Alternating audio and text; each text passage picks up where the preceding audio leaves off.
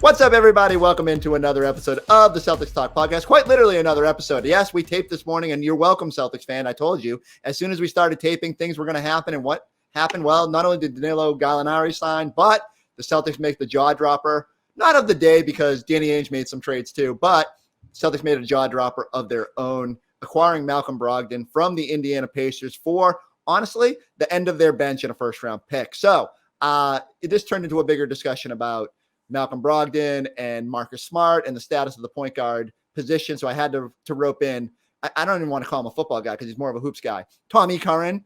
I want to start here. What was your initial reaction when you heard the Celtics had traded for Malcolm Brogdon? That's the best place to start, because that is the essence of what I think anybody who's listening to the Celtics Talk pod or tuning into our station to watch our coverage during games or during our analysis. Celtic, if you lined up all the guys that I said, hey, maybe this guy, maybe that guy, to help with the backcourt and half-court woes would overstate it, but to help in the backcourt, I'd say Ricky Rubio. I'm saying, Patty Mills, DeJounte Murray would be kind of pie in the sky. I'm trying to find somebody at the end of a driveway that somebody said, take this away. All of the guys that I mentioned. If you said to me, what about Malcolm Brogdon? I'd say, forget all of them, because Malcolm Brogdon is exactly what their backcourt needs. It doesn't need necessarily a facilitator. It needs somebody who can do multiple things and take the wheel at times. And that's what he is, because in my estimation, Chris, and I'm sure your audience has heard from you, I think the series hinged on the Celtics being unable to facilitate their half-court offense, because the Warriors said, we're going to start picking guys up just over half court or way out past the three and make it hard for them against the clock and speed them up. And I think that's why they lost an opportunity to win a winnable series. Yeah, and so and there's no doubt that ball handling was near the top of my priority list this offseason.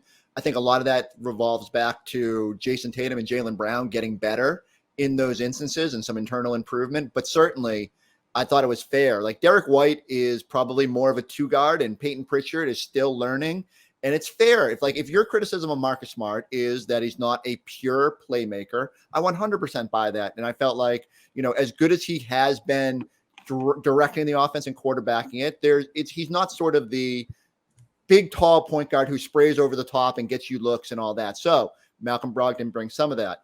I'll cycle it back to my initial reaction was, and look, we're in the dark, even as reporters, we're trying to find out what lane they're trying to go and everything like that. But Celtics and Brad operate in a little bit of cloud of secrecy. And if you had told me that Malcolm Brogdon was even a possibility, I probably would have scoffed, because I would have said, there's no way you can get a player of that caliber without having to give up a Derek White, a Marcus Smart, or one of your core seven guys. The fact that they did it, and as we sort of wait for the details to come out, and I said, oh my God, is that it? That's it? Daniel Tice? That's what I said. Aaron Nesmith? All this end of the bench floatsome, and a first-round pick that you don't even care about, that Brad Stevens has already made clear that you don't want. I was stunned. And so you found a situation where Indiana is throwing the keys to Tyrese Halliburton, and they don't want to carry a $22 million contract. And the Celtics are in a position where, hey, we just saw the Warriors pay for the depth. They need it. And so, my initial reaction was just stunned that they were able to find a deal like this, because I would not have thought a player of Brogdon's caliber would be available. How does it work from here, Tommy Curran? Like, how does the division of labor go if you are Ime Udoka? Yeah, and I will give you my avid observer's feeling as to what I would love to see happen. Marcus Smart, by the end of the year, and the reason that I sent out a tweet that said, that you responded to, I said, this move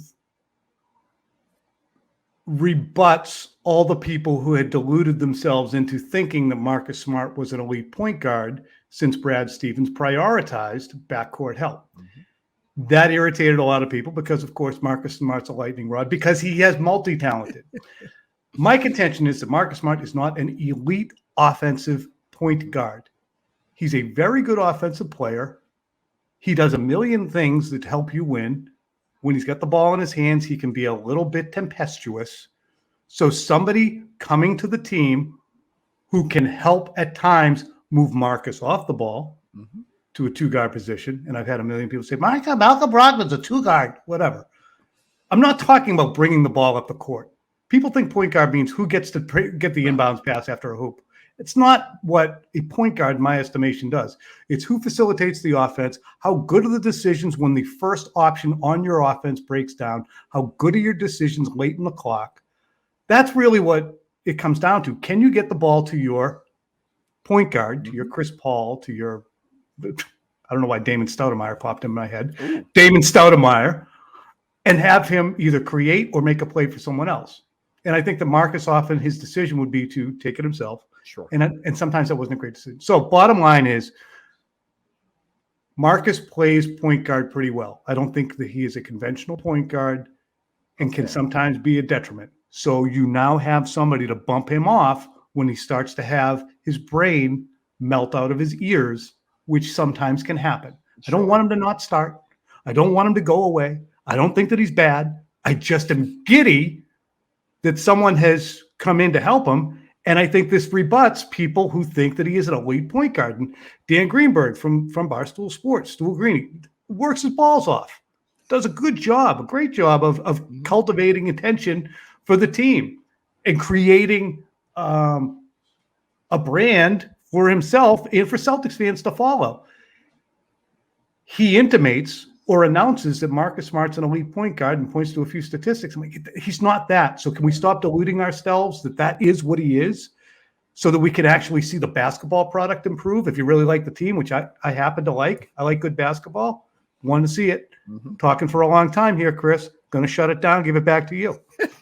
Well, and that like a true point guard, you just kicked it over when you knew the cliche. I really dribbled out the clock on you. That's all right. That's right. You Dennis Schroeder'd it a little bit, but I did.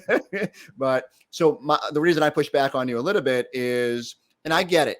I think you phrased it the right way. Marcus Smart is an unconventional point guard. He is someone who has multiple skills, particularly on the defensive end, that elevates his value in a way that a typical point guard does not. The difference between like a average level point guard defender and Marcus Smart is deep, and that's part of his value. I do think Marcus Smart's best basketball as a Celtics player has come when, in those few instances, while they had other all-star point guard talent, was when they threw the keys to him and said, kind of direct this thing. And I know, I'm just saying, the stats bear it out that he's not the guy that's going to always go out there and give you 10 assists a night and be spraying it all over. He's not running pick and rolls and getting you, it's a little bit, it's clouded a little bit because there is a balance with Marcus Smart. He's going to get a lot of open looks because of the attention the superstars on this team draw. He has to play off the ball often because of Jason Tatum's evolution as a playmaker. But I go back to it, and unfortunately, that little quote that you got mad at Greeny tweeting, that's from one of my stories this season. Yes. When Marcus Smart was on the court, the Celtics numbers were so much better when he was definitively the only point guard, are so much better than the league in 99th percentile that I sometimes get a little worked up when people want to say that he's not a point guard. Right. But those numbers, Chris, you and I as sports fans, you covered the Patriots, for a long time. At the outset of your career, we've both watched sports. We understand sometimes the numbers get compiled in such a way that they indicate this is an off the chart stat. Right. Like, you look at like Dion Lewis compiled stats in 2015 that meant he was the most elusive player in NFL history, better than Barry Sanders. There were stats from the 2019 Patriots, and I remember writing stories that they might be better than the Baltimore Ravens defense because of what they were compiling. And I think that I think in this instance, some of that stuff might be true as well with Marcus Smart. He came back in January. And when he came back, he was just what they needed. They went up, they went down, he came back, and and I think some of that was related to who they were playing. They played a lot of teams that weren't that great. There were G League teams or missing their better players. Fair. And then by the time they hit their stride, he was rocking and rolling. And they were beating good teams, and he was playing well. But I think that some of those numbers got compiled, and they were like a smaller sample that indicated, okay, he's the best point guard in the league. I just don't think he's that. So that's why I said to Greeny, I'm like, it's a ridiculous stat. Cut it out. I think the contention is that for this team and the way this first unit plays, he is able to accentuate the talents of the people around him. And are some of his numbers juiced because Jason Tatum's really good at basketball? 100%. But I think if you look even at the numbers when you put Schroeder in that role, it's clear that there is a value that Marcus Smart is able to. You look at the assist to field goal, the top duos in the league, Jason Tatum and Marcus Smart and Jaylen Brown, even more than that Tatum duo. He has a chemistry with that group that is undeniable. And I'm not going to sit here and tell you like he's John Stockton 2.0 or that he's Chris Paul and the way he sees the floor and, his smarts. It's ironically with the name. It's just, there is some chemistry with that first unit group. And so I do bristle, whether it's people that want to diminish what he's done or that want to say, oh, Malcolm Brogdon is now the clear-cut starter. And I thought eventually you brought me back to earth by acknowledging it's like you now have almost like a point guard, not by committee, but a point guard distribution where, okay, Marcus can't settle this thing. Malcolm Brogdon comes in. That's his thing. He just operates. Here's the thing about Brogdon, too. What would drive me crazy, and probably most Celtics fans who do have a smart eye roll tendency, is that he embraces the difficult play. He looks for the difficult pass. He wants to have the e-ticket ride at all times. That's how he's built. That's how he burns. That's his essence on the court. And that's great as long as there's a complimentary player next to him. Brogdon might be the most boring player that you could imagine. I remember when he won the Rookie of the Year award in 2017, was it? Yeah, that's correct. So I remember, you don't spend every night watching Malcolm Brogdon, but when I remember them saying, that he was a contender for it and then he wins it, I'm like, wow, he was kind of just a fundamentally sound, kind of boring player. I guess he was the best player in the league as a first-year player, but nothing he did was exceptional to make you gasp. Smart tries gasp plays. Brogdon really doesn't seem to, and I think that's a great compliment. Yeah? Yeah, for sure. And that's the balance. And now you got, Derek White doesn't have to come off the bench and feel like he needs to run the offense. You don't need to throw a whole bunch on Peyton Pritchard's plate, even if I was slightly intrigued to see him take on a greater role. And his role gets murkier from here. But I do think there's a luxury that, like, for me, it comes down to this. The Boston Celtics didn't necessarily go get Malcolm Brogdon because they were like, man, we're not sure if Marcus is the guy. They said, we could use a little bit more playmaking. We need defensive versatility. Here's a player that fits exactly how we want to play and can help us in a way that we clearly needed in the postseason. Oh, and he's available for pennies on the dollar because the team doesn't want to pay him $60 million over the next 3 years. And I could see why you would get irked by my tweet saying people who were deluding themselves into thinking that he was an elite point guard. Also seems like me throwing chucking a rock at the back of your head in saying Brogdon's coming in to replace him. I think that my feeling is that it's the Celtics feel, okay, we have a guy who plays point guard, who's an elite defender and a stable and an answer at point guard, a capable answer at point guard. But there are aspects to his offensive game that we might sometimes like to see mitigated. And Brogdon does that. Yeah. So I don't think the Celtics said, Jesus Christ, he can't play. We got to get somebody else. That would be, and that's why I was suggesting Ricky Rubio and Patty Mills. I wasn't saying go get, swing a deal for, well, I have said De'Aaron Fox, but I mean, as I told you, it's not unequivocally to me. Like, I think the Celtics are going to bring this group in this year, but they're now deep into the luxury tax. And yeah, it's good to pay for it if it works and if you feel like you're a championship contender. But if there's redundancy, they'll pivot. Like, they'll be like, which of these two guys are we riding forward with? And now the luxury is everybody's on the contract for at least 3-4 years, or 2 more years with Derek White and 3 years with these guys. So I think there's the potential to figure out like what the best mix is. And while doing it, you have an embarrassment of riches that you desperately needed in the finals. And if you had a Malcolm Brogdon, if you had a Danilo Gallinari in the finals, I think you got a banner right now. So what enthuses you about Gallinari in terms of the Celtics' current style and the way he plays? Because I feel he is so slow of foot. Yes. That offensively he could be a bad fit. Not a bad player. a bad fit. Why am I wrong about that? I don't think you're wrong. I have some hesitation. I think he's maybe a regular season player, and we're going to have to, the jury's out if he can play in the postseason when, you need that person. Like we saw Al Horford switch in the postseason and have to guard Steph Curry. You don't want Danilo Gallinari doing that. As good of a flame-throwing three-pointer, he can hit 10 threes. I think back to that one game against Atlanta, February 2021, whatever it was. He scorched the Celtics. He gets hot in a hurry. He can hit them from the logo. You need that because he's going to have so much space operating with a Tatum or a Brown. He can spell Al Horford for stretches and not force him to play 35 minutes. He can work in a two big lineup and maybe not have to use Rob Williams at that center spot as much. So I love what he can take some of the stress off that front court. I still think they need like a third big, a Robin Lopez type, or someone who can just like a bruiser who can help with those games. Those games when a Robin Lopez or a Brook Lopez or he's not in the league, but a Joakim Noah, when they destroy in particular games when they show up when you have a too big situation or they're just a lot to handle. And when Brook Lopez was playing well, he could be a real problem. So that third big, do you think a Tice-sized third big is too small? Yeah, I think they need bigger. I think they need a 7-footer who you can throw out there against Embiid. I love Rob. You know how much I like. He had some good one-on-one minutes against Embiid late in the season, but I don't want him doing that for 30 minutes. And I don't want Al Horford doing it for 40 minutes because you just can't lean on a 36-year-old that much. And you need to figure out, another option. And Marcus Smart can take a few possessions, which is, again, part of the reason I go back to his value. There's not point guards that can do that in this league, take on that challenge. I don't know if Malcolm Brogdon can, but I feel a lot better about that than I do with like Pritchard.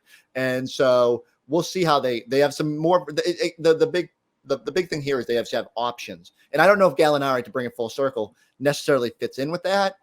But you do need just other options. And I do think he had to prioritize offense a little bit just because if Peyton Pritchard, Derek White, and Grant Williams go super cold, where are you getting your offense? Well, maybe Brogdon's enough now, but having another guy who can sort of spread the floor could help. How do you feel about this team overall? Like if this is it. Great. Great. And I think this is what's interesting is I wanted to volley this back to you. My contention is with Jaylen Brown, I have visited and revisited what I see to be his limitations as a player. And I think that some of them are in his DNA. I just don't think that he is a guy who's, for an incredible athlete, his coordination is sketchy and his decision-making at times is bizarre. But he is a 24 to 28 point a game scorer. Mm-hmm. And as a result of that, I looked at the entire Kevin Durant, Jaylen Brown trade proposition as being almost a wash because, okay, yes, Kevin Durant's a better player and his 24 to 28 points a game is going to probably be more efficient and more varied and more scary than Jaylen Brown's 24 to 28 points a game. But all those other cons to Durant, age, upsetting the chemistry apple cart, contract size, made it almost feel like a wash to me with Jaylen Brown. Sure. Additionally, it wasn't, in my estimation, the number one problem the Celtics had.